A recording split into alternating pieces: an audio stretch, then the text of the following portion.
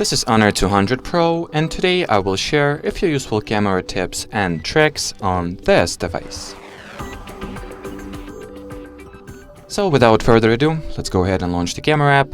So let's begin by exploring available camera modes and what interesting modes you can use. So starting with an aperture mode, long story short, this one is designed for portrait photos of objects. So that's what it is essentially.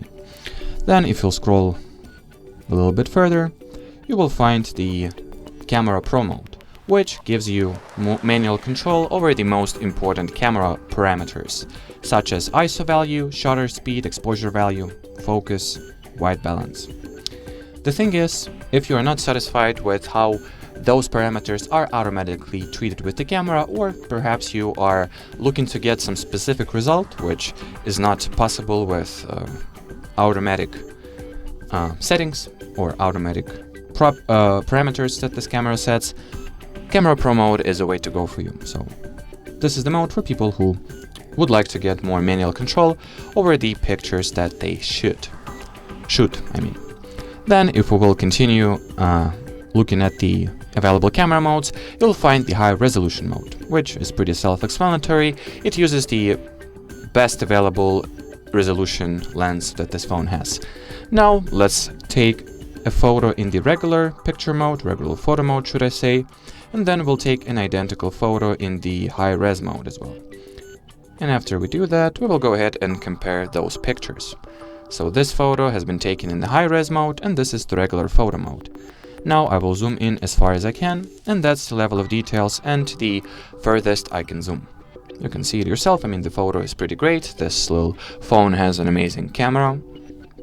But if we will do the same with high-res photo, you can clearly spot that the amount of zoom I can get is, well, bigger or increased, and the level of details that the photo preserves is also higher.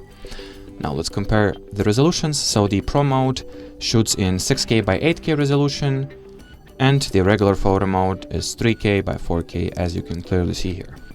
Even though the high-res photos occupy more storage space, they also are simply better or are simply superior in terms of quality, level of details, and, well, overall versatility, should I say. So with high-res photos, you can do a lot more. Now let's also go into camera settings and see what interesting things await us there. So here, if you will scroll down, you will find the assistive grid and horizontal level tools. Once enabled, those two options allow you to, well, position objects inside the viewfinder as you please. So it pretty much just helps you to set your frame better. And the level tool makes sure that you always hold your phone steady and leveled, straight, should I say, in relation to horizon, of course.